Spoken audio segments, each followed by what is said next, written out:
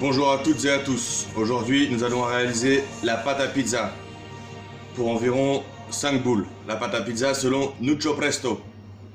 Alors, on part pour 1 kg de farine, type 45, important. 600 g d'eau, 4 g de levure fraîche et 25 g de sel. Voilà, il vous suffit uniquement de ces 4 éléments-là pour réaliser une pâte à pizza pour environ 5 boules. Des belles pizzas. Par la suite, il vous suffit de vous procurer un seau, un saladier, un cul de poule, bref, un récipient qui peut contenir, afin de pétrir ces 4 éléments-là. Voilà, ça s'appelle le pétrissage. C'est parti. Premièrement, on va verser l'eau, voilà, les 600 g d'eau. À température ambiante, important, faut pas que ça sorte du frigo non plus. Tac, voilà, impeccable. Ensuite, on va y incorporer la levure fraîche. Les 4 grammes. Qu'on va venir comme ça. Mélanger à l'eau, doucement. Alors important, faut pas qu'il y ait de petits résidus. Que ça bien mélangé. Vous allez voir l'eau devenir un peu beige, marronâtre. Voilà, impeccable. Bien mélangé. Hop. Ensuite, on va y incorporer la farine, 1 kg de farine.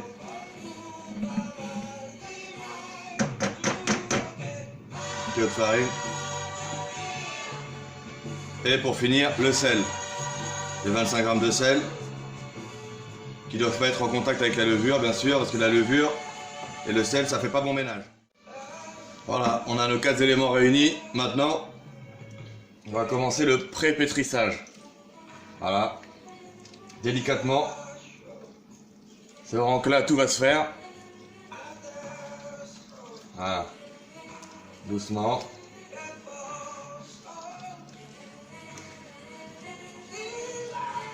On va assembler les 4 éléments.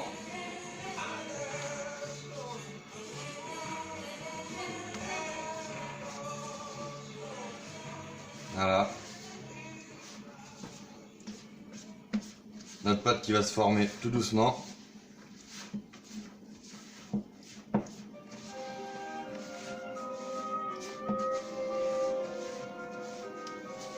Voilà.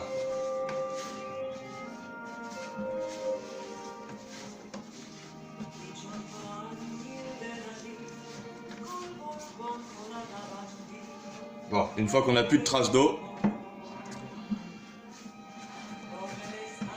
on va pouvoir débarrasser la pâte sur le plan de travail.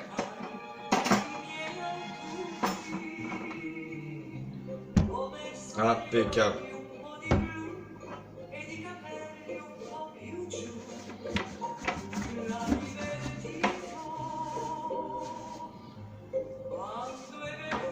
Voilà. Donc là, on va phraser. Donc, on va appuyer et rabattre. Voilà. Donc ça, c'est encore le pré-pétrissage. On va écraser. Comme ça.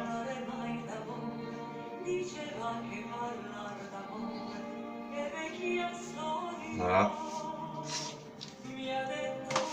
On n'oublie aucun élément, hein. On a pesé. C'est pas pour se retrouver avec 200 g de farine à côté. Hop. Voilà. Là, on commence à obtenir une pâte homogène et consistante.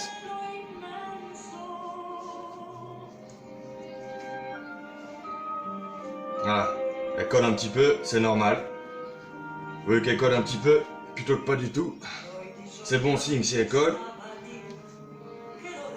Et on va faire en sorte qu'elle ne colle plus. Voilà. Voilà. Tac. Là on a une boule. Ce qu'on va faire, c'est qu'on va faire des rabats comme ça. Hop, on rabat. On incorpore de l'air. Voilà. On monte bien le geste comme ça. Hop, on rabat. On incorpore de l'air et on resserre. Voilà.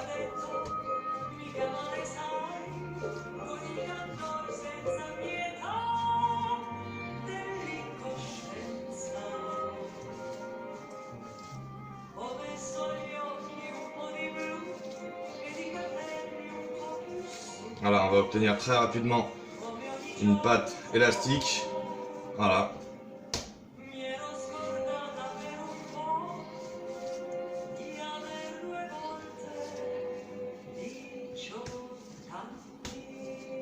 Rien ne sert de la claquer, rien ne sert de faire du cinéma. Voilà, il vous suffit juste de pétrir correctement.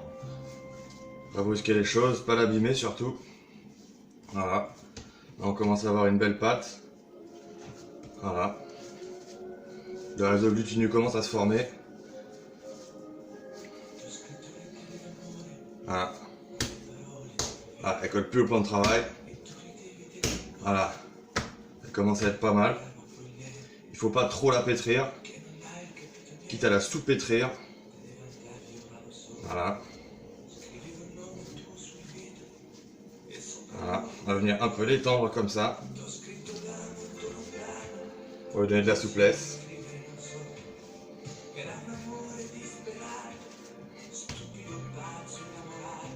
Voilà. On voit qu'elle résiste de plus en plus. C'est bon signe. Tout se passe bien. On la tire, on la tire, on la tire. Hop. Et on la rabat. Voilà. Là, elle est encore toute fraîche. Donc voilà. Si vous obtenez une pâte de cette consistance-là, c'est tout à fait normal. On va la bouler, rabattre les coins vers l'intérieur. Hop là. Hop.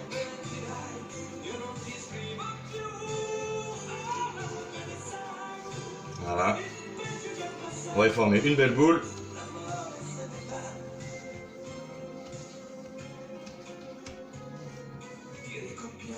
Voilà. On a notre pâte à pizza qui est prête pour le repos. Voilà. Donc à l'aide d'une corde en plastique, on va venir mettre notre boule, hop, au fond de votre saladier, de votre seau, peu importe, mais un récipient avec des rebords. On va avoir une pâte qui va se détendre. Voilà. Donc on va la laisser environ de 2 à 3 heures à température ambiante. Là on est en hiver donc on va plus opter pour 3 heures, mais en été ce serait 2 heures. 2 heures, 2h30. Voilà, selon la température de votre local. Voilà. Et on est parti pour 3 heures de repos. A tout à l'heure. Voilà. Nous revoilà après 3 heures de pointage de la pâte. Donc on l'a laissé 3 heures à température ambiante. Donc on voit bien hein, qu'elle a commencé un peu à s'élargir. Hop là, on va la sortir. Avec notre corne, bien sûr. Hop. Donc j'avais fariné un petit peu hein, au préalable, ça ne décolle pas.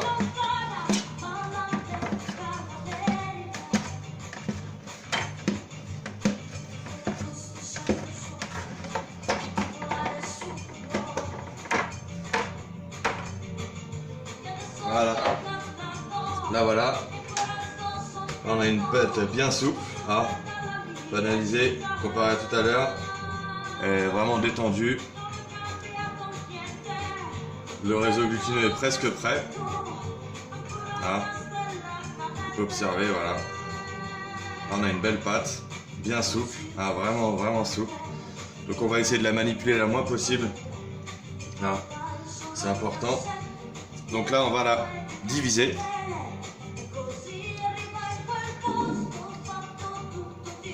Hop. Alors, avec la balance, on va la diviser pour des pâtons d'environ 320 grammes. Hein. Tac. Avec un coup de patte c'est toujours mieux, sinon si vous avez un couteau c'est parfait aussi. Hop. Là on remarque bien, hein, je sais pas si vous voyez, vraiment la forme intérieure, la couche, super. Voilà.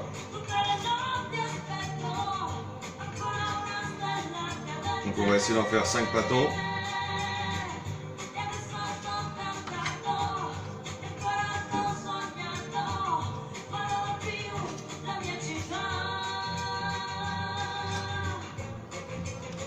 Hop.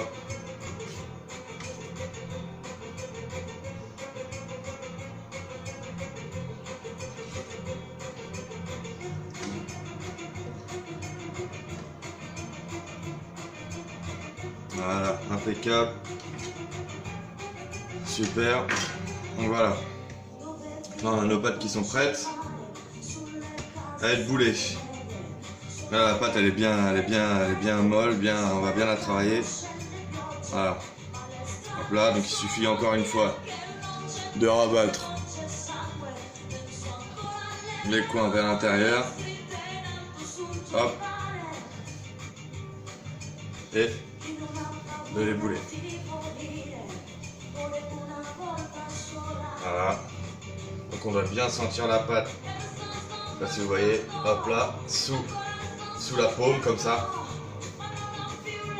Et la resserrer. Et quand on la retourne, hop, on a vraiment la boule qu'on va resserrer comme ça, c'est impeccable. Voilà. On fait la même chose pour les 5 boules.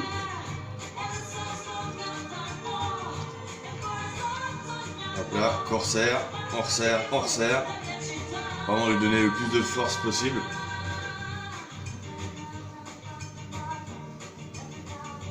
Voilà.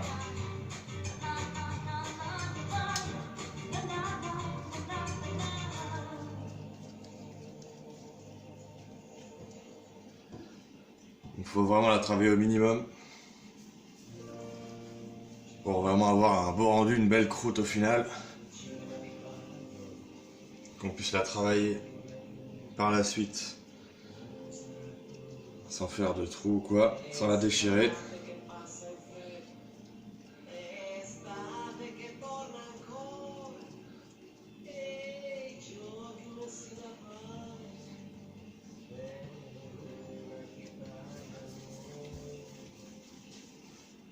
Voilà, on la voit bien serrée, c'est impeccable.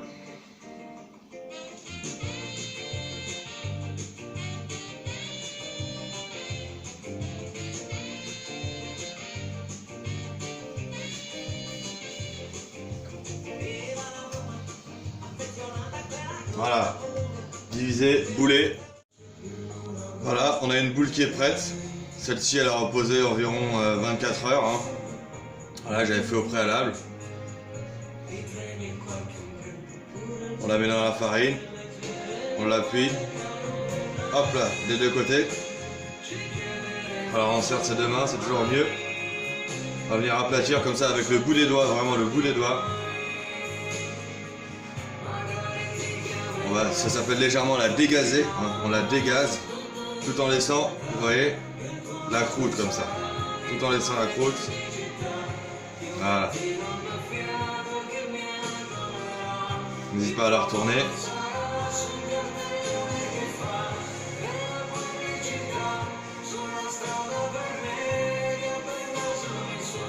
Voilà, une fois qu'on a bien aplati du bout des doigts, hein, toute la surface intérieure, on va pouvoir commencer à l'écarter doucement. Voilà. Donc la main droite qui sert d'appui et la gauche qui va servir à écarter. Hein. Voilà. Doucement. Puis après vous pouvez accélérer une fois que vous avez le geste.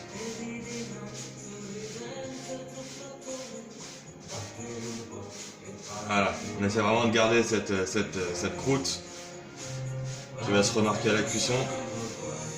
On essaie voilà, vraiment de l'étendre. Voilà, une fois que vous avez quelque chose d'assez fin au milieu, vous allez venir la prendre comme ça, la main droite, la main gauche, Et détendre comme ça, voilà. Elle va s'assouplir petit à petit.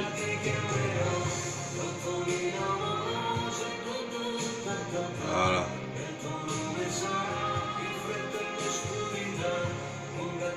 Simplement pour l'agrandir.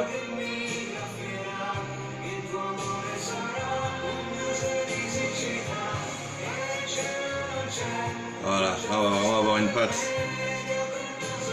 de bonne taille.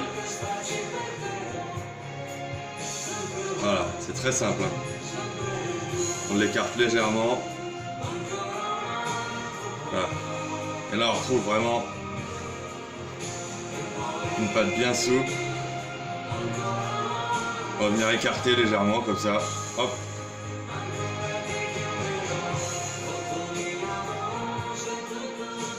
On écarte vraiment doucement, hein. Ça sert à rien d'aller trop vite. Voilà, là on a une pâte vraiment bien fine. Hein. Regardez, ça se voit. On écarte comme ça. Hop. On enlève l'excédent de farine.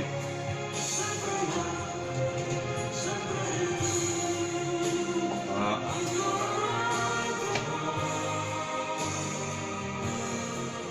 Là on a une belle pâte à pizza. Là on a environ 30 cm là. Hein. Environ 30 cm. Voilà. Il n'y a plus qu'à garnir. Et direction le four. Voilà, donc on a notre pâte. Je la dispose sur ma pelle.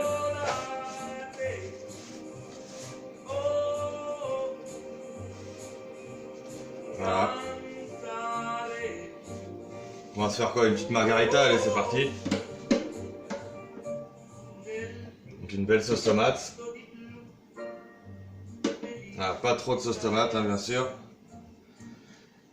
C'est pas une lasagne ou hein, c'est une pizza.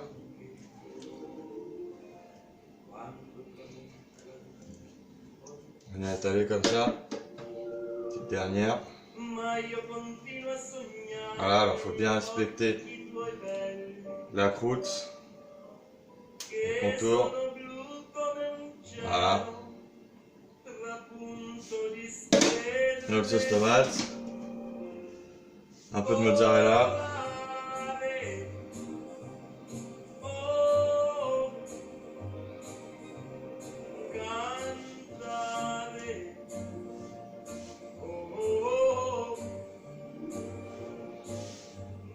Bon.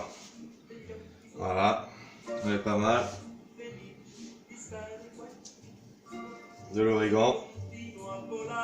Très important. Et direction au four.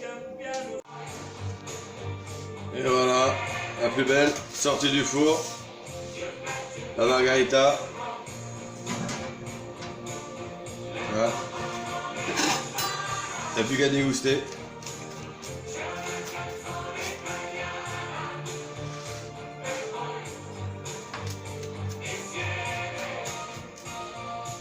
Ah, une belle part. Et voilà. La pizza. Allez, bon appétit et à bientôt.